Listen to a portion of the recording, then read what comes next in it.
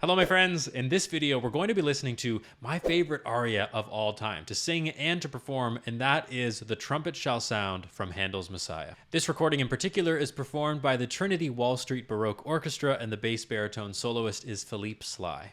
A bit of history on Handel's Messiah before we jump in. Messiah is an English oratorio composed in 1741 by George Frederick Handel. The text was compiled from the King James Bible, and it first premiered in Dublin on the 13th of April, 1742. At this point in time, Handel was a well-known composer of Italian opera, but due to changes in public taste, he then switched to English oratorio. So although there are some parts of it that are quite dramatic and opera-like, there are no characters assigned to singers. There's that infamous story about Handel's Messiah and how he wrote it in 24 days, and he drew inspiration from other compositions that he had.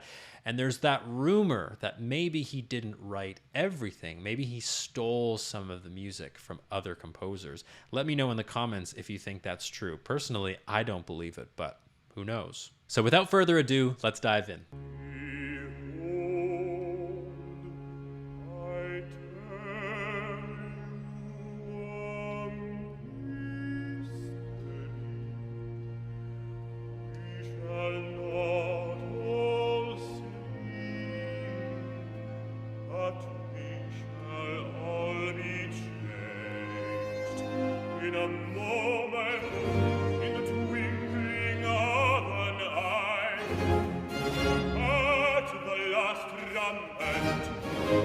What you just heard is an example of recitative, and what we use recitative for in oratorio and in opera is to move the plot forward. So there's usually much more text. It's almost the dialogue of our operas and of our oratorio.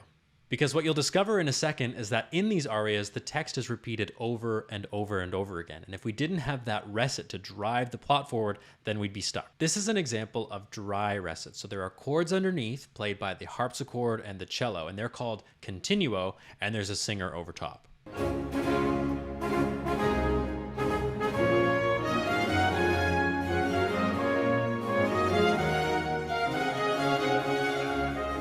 I just want to point out that this is a very funny looking trumpet, and it's a Baroque trumpet. There are no valves on it, only little holes to help with tuning and intonation. It's a very, very difficult instrument to play.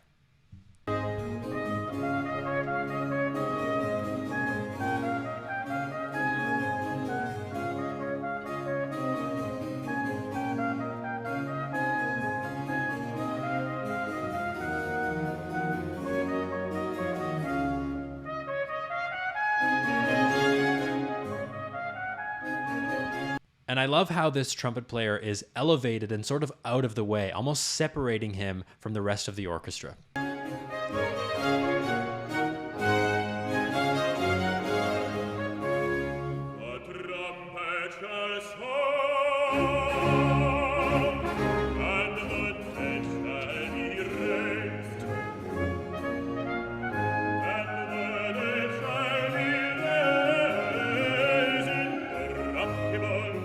A very simple but effective opening phrase. It's just a major arpeggio. And you'll notice when we say, "and the dead shall be raised incorruptible," the melody also goes up. So there's some great word painting, there's some great text setting done by Handel in this.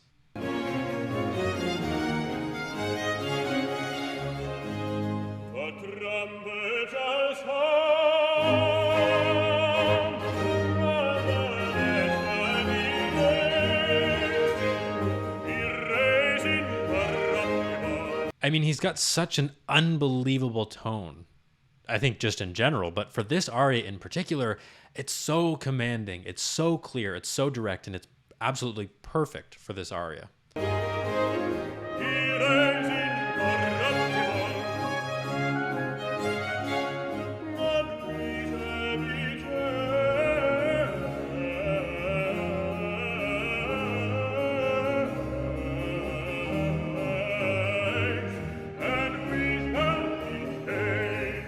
And now we have some really interesting harmonic things happening. The text is, "and we shall be changed." So what happens? The harmony changes. Handel is doing two things to sort of reinforce the text here. First of all, we have this run, we shall be that seems to go on forever, but harmonically we're shifting around a little bit. So we're in D major, the whole aria is in D major, but here in this section we shift to E major, we go to B minor, back to D major, we go to A major. So there are some harmonic shifts happening here just to reinforce the meaning of the text.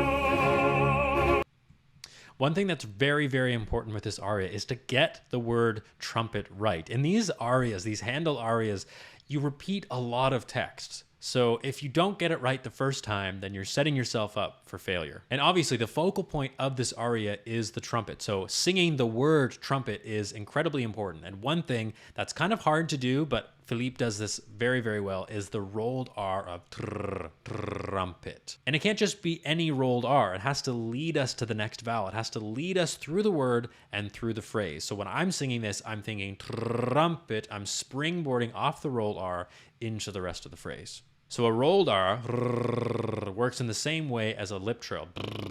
It helps increase that abdominal engagement, and it just improves our sound overall. So if we have a word that has a rolled R like that, we should use it.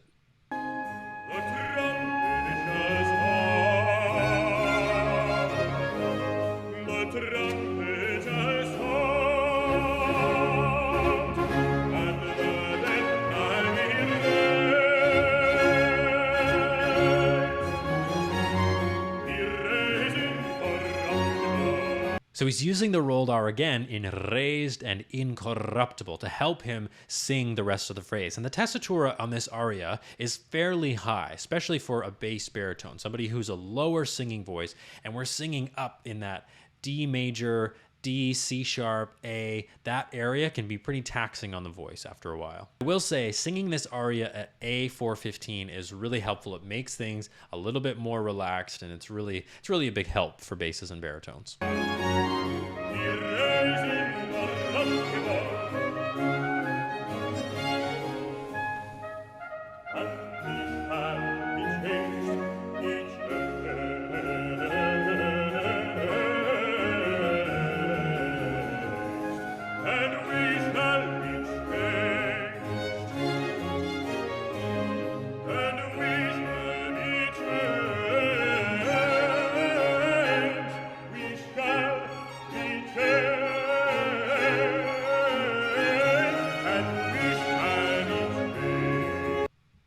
One thing that I'm really appreciating about his singing, and as someone who's sung this many times, I know what he's thinking, the vowel on the word change is a very tough one to keep consistent. And I know it sounds like changed, more but I know Philippe is thinking che, more of a closed E. If the vowel is too open on this word, changed, you might get the space that you want, but the tuning, it's gonna go a little tiny bit flat, especially on these descending lines. And changed is another word that you sing over and over and over again, so it's best to get it right in the first place.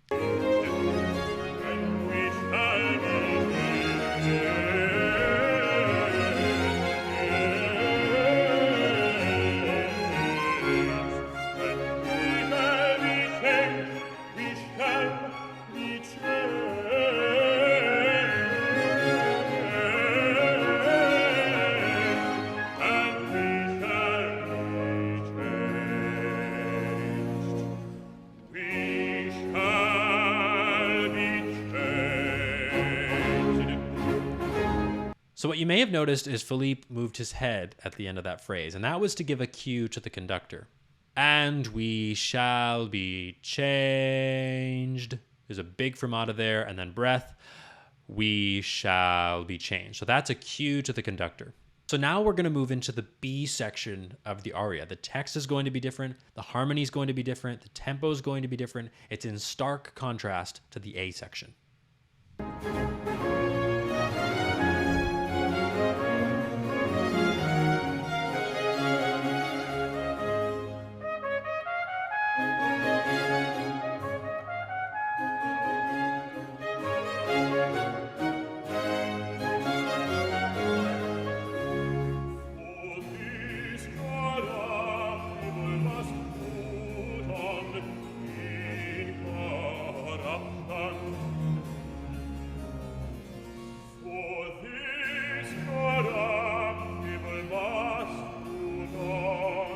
So what you'll notice is we're actually in the relative minor to D major. So now we're in B minor.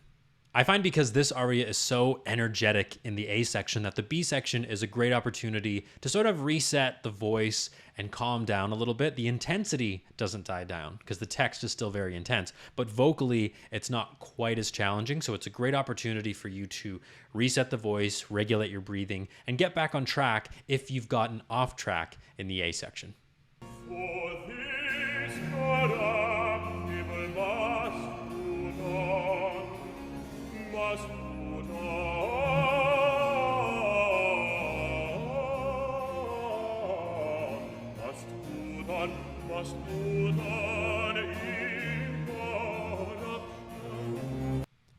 So vocally, he's doing a lot of really great things to help bring out that contrast. He's being softer in the high parts of his voice. He's being a little bit more tender with the text, and it's really showing us that contrast that Handel wanted.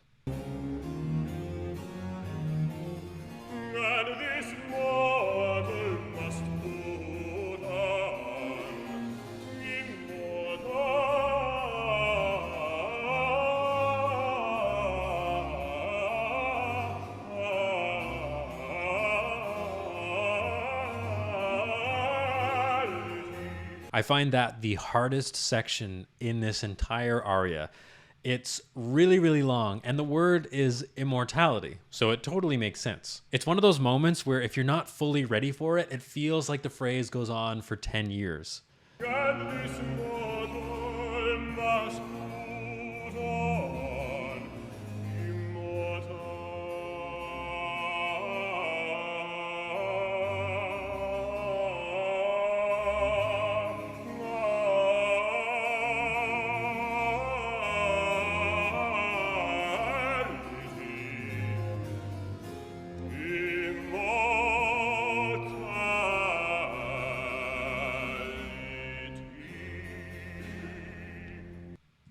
Okay, so that's the end of the B section. And some basses will opt to go down, immortality. But I never ever do that, and I probably wouldn't recommend it to anybody because I find that first of all, I don't have that low F sharp, but also I find that when I go back into the A section to do it all again and add ornaments and all those things, that I want to have as much height in my sound as possible. I want to have that ring and ping, and I don't get that if I treat the B section as a very low section in my voice, and if I go down to that low note, I just feel like my A section's not going to be so great. So for those of you who don't know, in an aria like this, a Dacapo aria, you sing the A section, then you sing the B section, which is a big contrast, as you just heard, and then you go back to the A section and sing it all again, but this time you add your own ornaments and add your own flair to it. We call this the A prime. One thing that I think about when I'm ornamenting a Baroque aria is, am I adding or subtracting to what the composer originally had? Add whatever ornaments you want, but just keep in mind, are you positively contributing to the aria and this message and what Handel's trying to convey, or is it just adding things for the sake of it? The trumpet shall sound, and the dead shall be raised,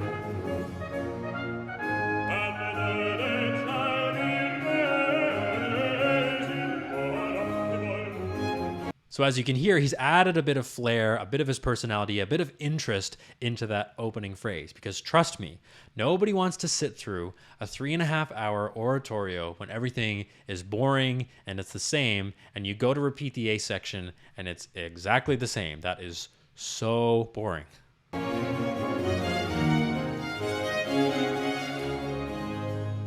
trumpet shall sound.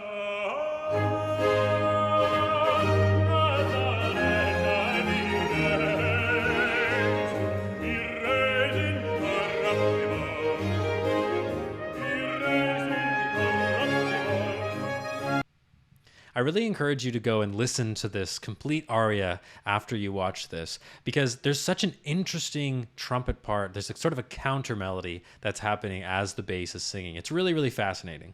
I've done a bit of research on the trumpet part in this aria, and I found something really interesting. I can't confirm whether or not this is true, but apparently they found a piece of sheet music that was played before a judge would enter a courtroom in the 1700s, and it was a carbon copy of the opening of this aria. Bum ba da da da da da. So English and Irish listeners would instantly recognize that phrase, and they would understand that this aria is about judgment.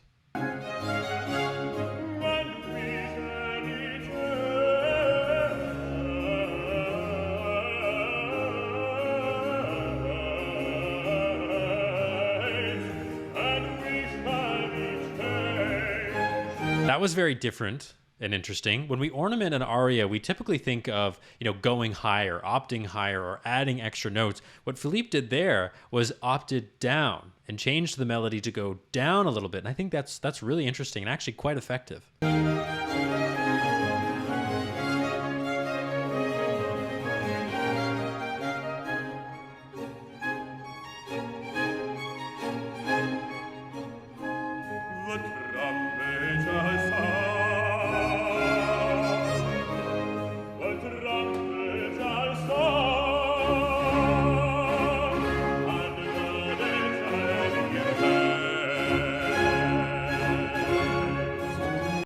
I love that too, opting down again to give us a very interesting, not commonly done ornament. I really like that. I'm definitely going to steal that. I can't remember who told me this, but I had a teacher or a mentor at some point, and they said the best artists steal and they take other people's ornaments. So I'm definitely going to take that. And I think every ornament I've ever done, I've taken from other baritones who have done this really well.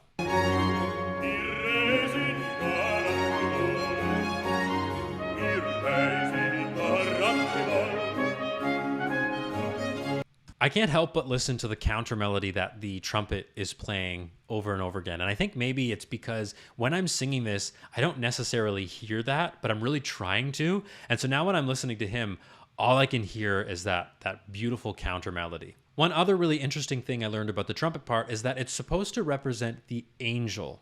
It has this other world feeling to it. So that's why I like that the trumpet is sort of placed higher and away from the rest of the orchestra.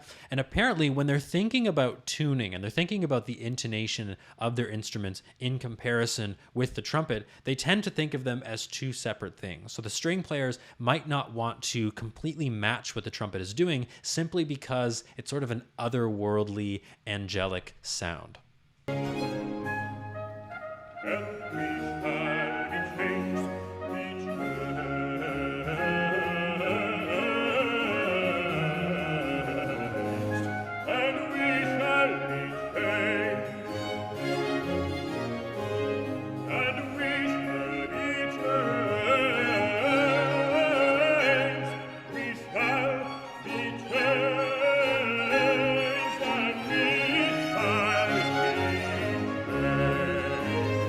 That's another really interesting ornamental decision on Philippe's part. He didn't change any of the notes, but instead changed the accents of the words, changed the word setting a little bit, which I think is also really, really cool. So far, his ornaments have been very, very tasteful. He's only adding to what Handel did. He's not taking away. He's giving us some variety. He's giving us something interesting to listen to.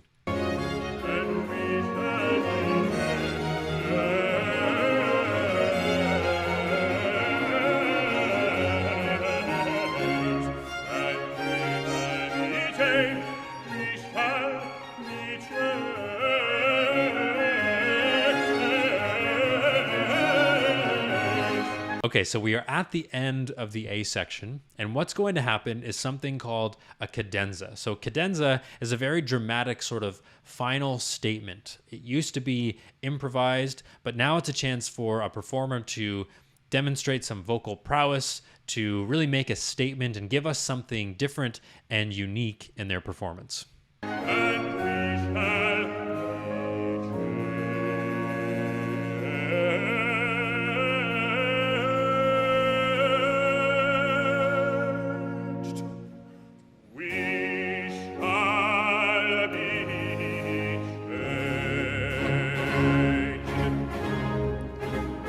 Very, very good. So in this cadenza, he opted to accentuate and accent and bring out the seventh of the chord, da, da, da, da, which gives us that really cool tension that we didn't have a whole lot of in this aria, so I'm really, really glad that he added it. Let's listen to it one more time.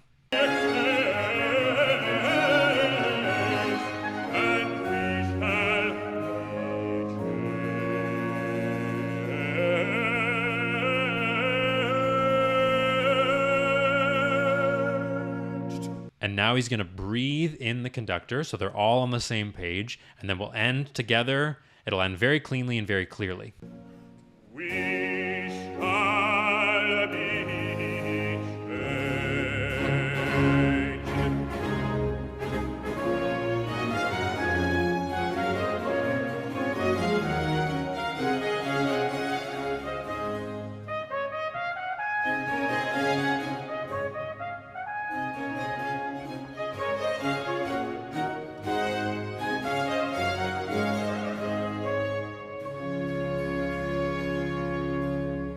And we need to give the trumpet player as much credit as we can.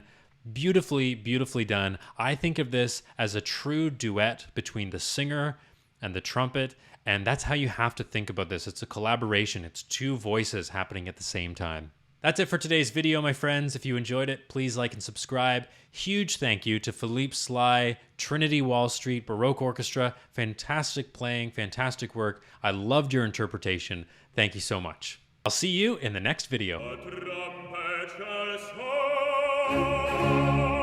sound.